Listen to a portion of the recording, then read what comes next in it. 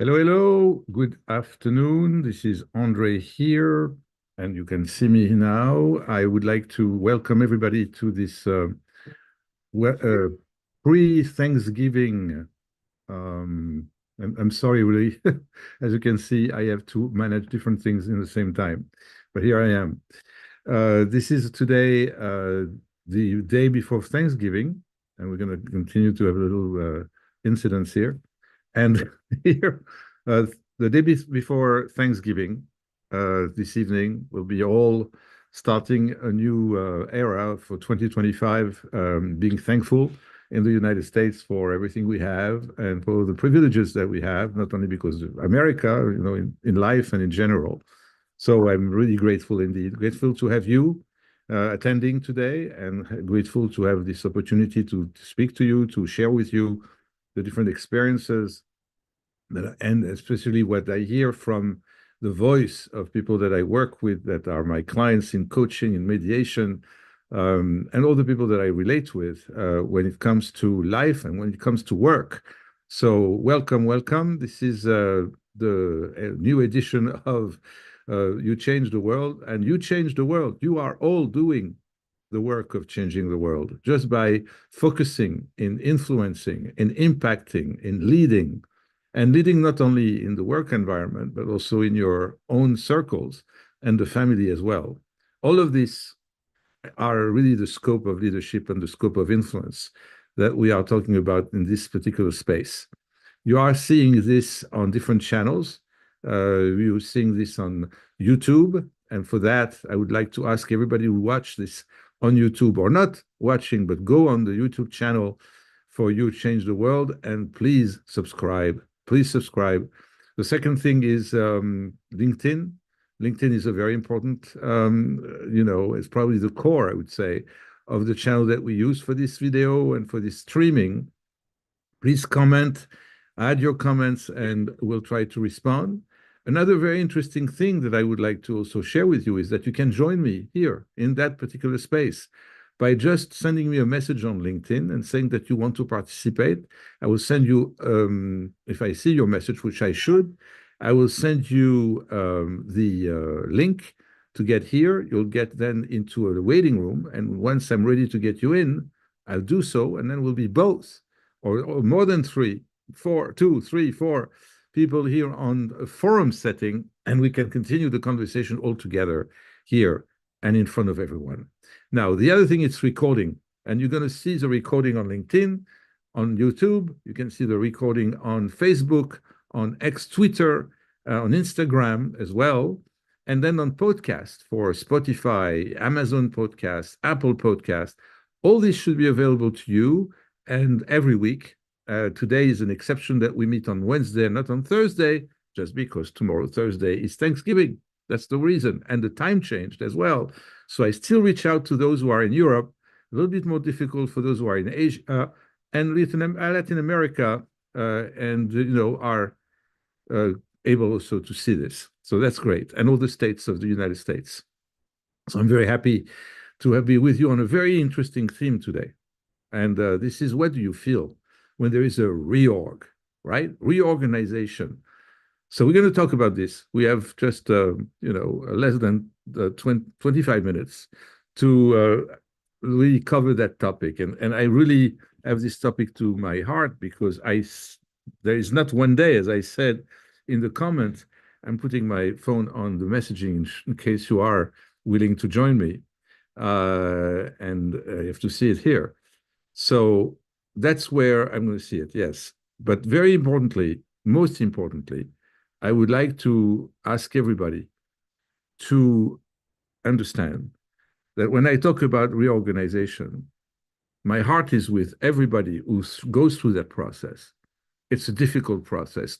Wherever you are, whichever positions you have in a large company, in an organization, any organization, you're told one morning you come that there is a reorganization. You hear at the cafeteria or from a friend or a peer or someone of your team that there is a reorg coming. It's a rumor, but it is already scary. Everybody feels all of a sudden very unsafe, very uncertain.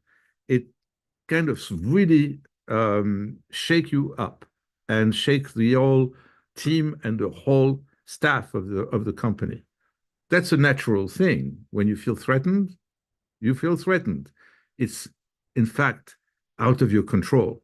Do we agree on that? It's out of your control. And when it's out of your control, of course it's scary. There would be an earthquake, God forbid, out of your control and scary. All kind of things happen around you. You don't know how to react. You don't know how to find a shelter, be protected. And all the people that you have with you and that you care for, you want to make sure that everybody is stable, everybody finds a safe place, feel okay. You know what? As you know, and I'm not a therapist, you know, I'm not a psychologist, I'm just a coach. I would say the simplest part of my job is to make you realize, make my clients realize that first, it's not the end of the world. Number two, you can control what you can control. And there's many things that you can control that you're not doing, unfortunately. That's how the coach can eventually be your companion in this journey of taking control of things that you can take control of. And first of everything you can control of are your emotions, that you're not dependent on this company, on your employer. If you've been smart, creating an environment around you, a space in your mind and your mindset that you're autonomous, that you just work here. That's where you come to work today. But if you have to, you'll have another place to go to tomorrow. It's important that if you feel safe within yourself, if you have been, in fact, setting up your own framework of what works represent for you and how you approach that work, even you're totally, totally loyal to your company, to your employer, to your boss, to your peers, to your employees, to your direct reports, to everyone. Your integrity is untouched. You're totally, totally, and fully committed and engaged. But if there is something happening in your environment, if your structure is starting to shake up, why you should be affected by it personally, and especially deeply, so that it comes and starts to shake you up. Don't you take an insurance coverage for your home against fire or any kind of natural events? Even acts of the gods are not always covered, but sometimes you can also extrapolate your insurance policy. Insurance policy is the best example. This is the best analogy.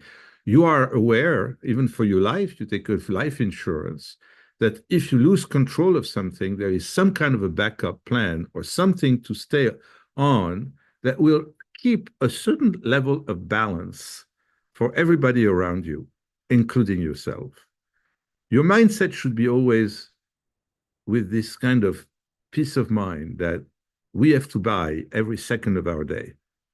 And that peace of mind is everything, and it's your strength, that's your, I would say, most powerful weapon to be prepared for any kind of change. So the rumor, the noise that there is a reorg coming should not shake you up. But now when I take a client from one week to the next, and that client tells me, and I told you that already, because it's shocking sometimes, that, oh, you know, André, from last week, something changed drastically in my life. I have a new boss. Sometimes there is a company I remember, and it was maybe 3 years ago, right after the pandemic. That company had changes all the time. And my clients for that company, and I had a lot of clients at the time, as a big engagement with this huge company, high-tech company, and there would not be one day, one coachee, one client that would tell me, you know, André, I changed 3 times bosses in the last 2 weeks, or in the last 5 weeks, sorry. Maybe I push it a little bit, but a very high rotation of bosses and leaders would come and take over a team, or because of reorg, will have to, you know, be even sometimes demoted in theory, but the pay would not change. All kind of things like that. Demotion, reorganization. And you know why? You know why?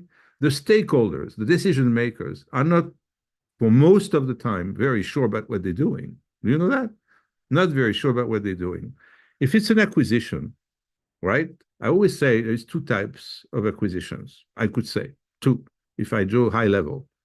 This is just a financial acquisition, a pure financial company investment, a financial goal that will buy out shares and majorities of a company, and that will be a buyout. And these people who are buying are not any near the expertise of yours or the expertise of your company. They have no understanding even about the company itself, what it does, what's the market, what's the product. They just buy out the company from a balance sheet, from 5 years of balance sheets and P&Ls, from looking at the numbers and performance and the profit and projecting this in the future and the market share and where the company is and what is in fact worth. And from that worth value, seeing that by investing in it and adding maybe something to it, I don't know what, but usually money, it will bring the company to the next level. Then it's a great investment, and they will make it X time their investment in a very short period of time. That's a classic financial acquisition.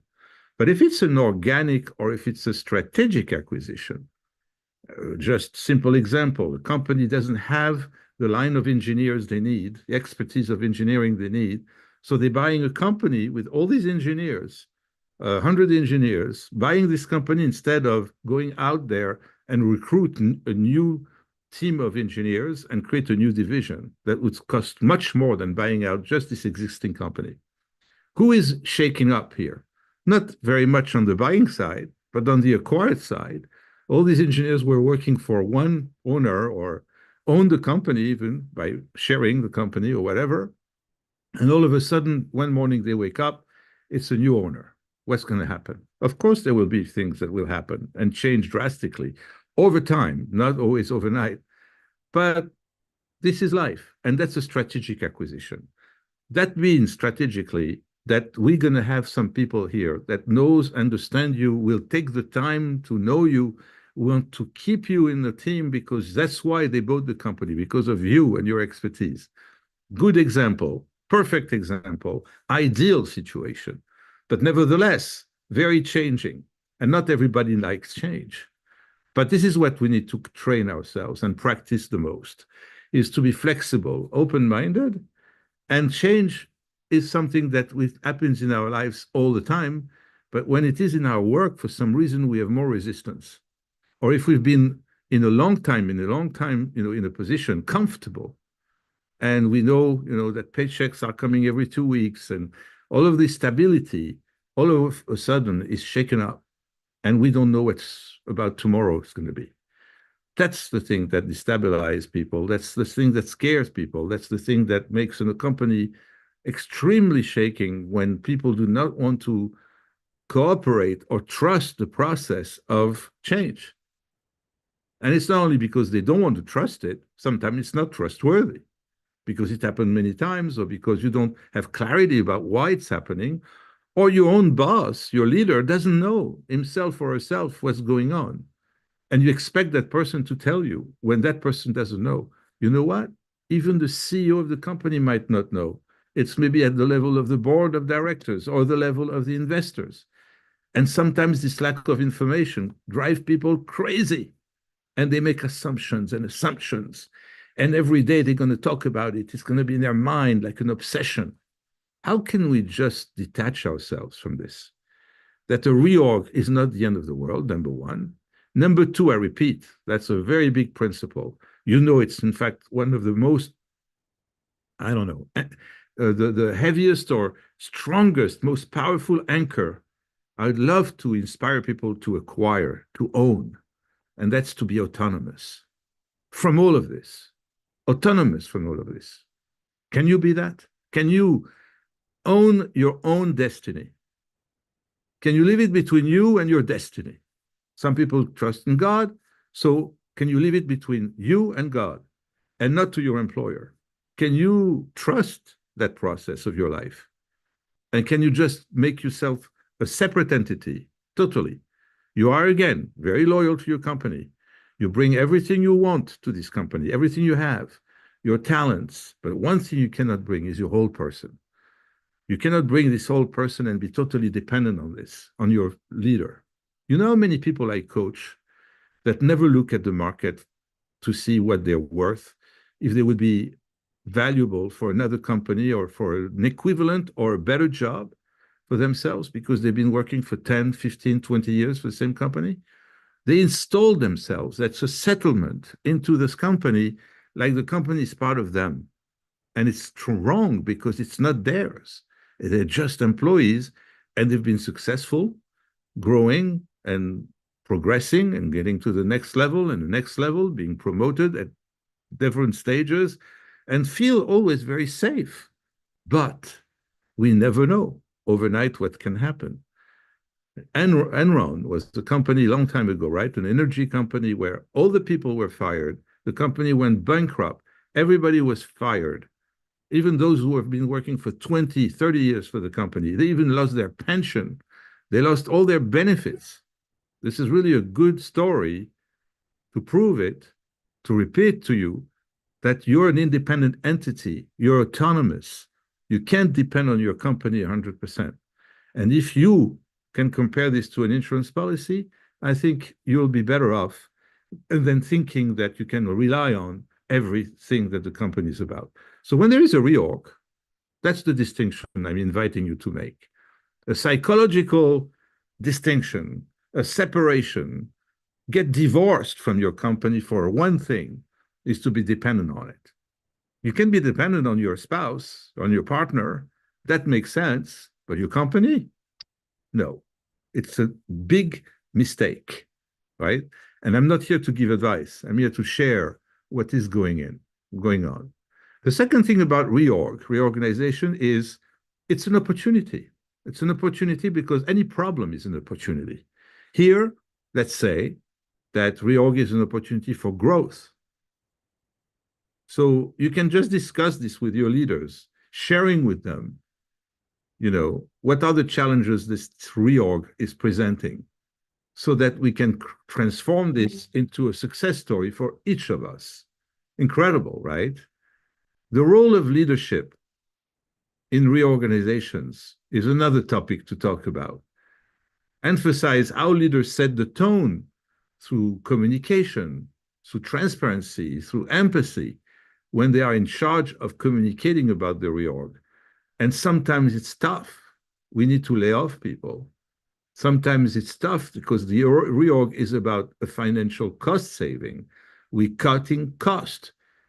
In the US, compared to many other countries and cultures, there is a higher rotation, turnover of facts and events. It can go up, and we are on the peak of a very good economical growth. During the pandemic, many software companies went very, very well.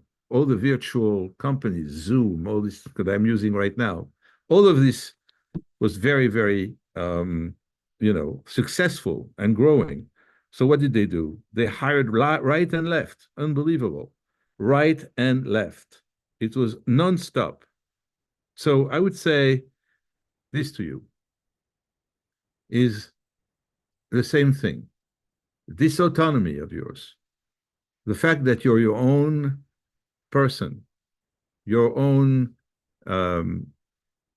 world and space makes you very powerful because you bring the best of yourself in everything you do. So if there is a role you play as a leader inside this concept of reorganizations, how can you communicate it the best way you can? How can you use empathy and be transparent to the people that you work with? And on the practical side, how can you provide advice, guidance, coaching, and maintain your team morale and focus, and the focus that you want them to have during the transition? Because transitions there will be. If it's reorg, it's a transition. Then there is some practical strategies for managers, especially for people who are leading, or for entrepreneurs that are selling their company to another company. All of this is to define before everything what people are expected to do. Define, and it's not only because there's a reorg, that should be in fact every day. How many times do I see, unfortunately every day, the lack of clarity about roles? Role clarity is a huge problem. Just before this show, I had someone I was coaching that has tremendous problems communicating with his own boss. How can he manage up to his own leader? Because the leader is boss, and in the context of reorganization, not being very aware of what's going on, lacks a lot of confidence in himself to give directions and to be clear about what he's expecting from people. So he's going to, for example, be afraid, in this case that I had a few minutes ago, to give ownership to someone who is a peer to another and say to the other, I'm not demoting you because he has the responsibility, but one of you has to have this responsibility. He has more experience than you do, or he has more time than you do. And this is going to be the guy you're going to be reporting to on this particular subject. Not your boss, but for this, you need to report to him. I'm the leader. I tell them to both of them. It's clear. Do you have any questions? Do you have any questions that makes you uncomfortable? Do you feel uncomfortable with my decision? Then please, let's speak about it. And I'm not going to try to convince you. I made the decision. I'm clear. The more people, in fact, are clear and sure about themselves when they make a decision, even a hard one, the better. People are seeing a leader in front of them. It's leading, a leadership by model, the model of clarity. And clarity in the middle of a reorganization is a treasure, is a gem. We need to be clear when we can. And when we don't know, we say it. We don't know. I cannot share with you or be transparent about things that I don't know. And we are at the same level of ignorance. We don't know. So it's not only business as usual, but it's focusing in our capacity and the best of ourselves to perform in the middle of this shaking situation or uncertainty. Because I'm fine with myself. I'm good. I'm stable. I have an anchor. And that's what I do every day about myself. I have both different insurance policies. I am looking at the market constantly. I have my friends and my network I always communicate with, my small board, personal board of directors, I call it. It's not me who calls it. It's a principle. It's a concept. You have your board of directors if you want to, your alumni from school, your previous bosses or direct reports, everybody you worked with who knows you. You want to keep the connection and you want to exchange with those you trust the most and form this little community or this little group of people that you meet on a regular basis that talk to you also about their challenges. And when there is an opportunity for a job or just being totally updated on where you are and what you do, when something happens, I know about you and I might have something for you. That's how it goes. And then you have your faith in yourself, because that's a huge weapon. Again, huge when it's a reorg, when it's unstable, when there is a disruption of your habits and of the routine of the day to day. That disruption should never make you feel unstable. That's the point, because your anchor is within yourself. So I encourage everybody today to think about what I'm saying as your opportunity when there is a reorg, to smile, to feel good, that you'll be fine, that everybody around you will be fine. And if you are emotional about someone you really loved in your team that was removed from the team, even in spite of you, you were on vacation and you come back and you see that two people are missing in your team. Other people took the decision to remove them and they were very close to you. They were very precious to you in the team. I saw that happen as well. The aggravation, the frustration is huge, but the emotion should be, it's not my company. They made the decision. They made a mistake to make that decision, maybe, by the way. But if they did it, it's outside of my control. They did it. It's too late anyway. I can, of course, call the people that I love so much and see how I can support them. But I cannot take any ownership of what happened because I didn't own that. It was not under my control. So this is what I think I can share with you today. There's a very famous quote from John Maxwell. He says that change is the only constant in life. And if it's how we embrace it that defines our leadership. How do we embrace change is going to define our leadership and who we are. And I invite you to take it with the real faith in yourself and feel good about it. I think that's the words that I would leave with you for this Thanksgiving 2024, the last one of this year, because it's the only one, 2024. It's very close to the next year coming, and for that next year also, I in fact take this opportunity to also wish you a happy new year coming.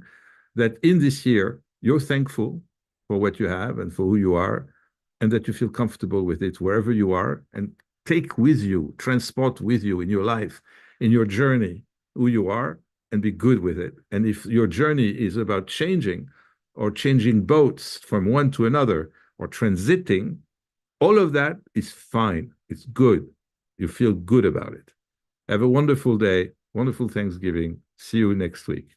Bye. And it's going to be Thursday at 10 a.m., like it used to be, Eastern Standard Time.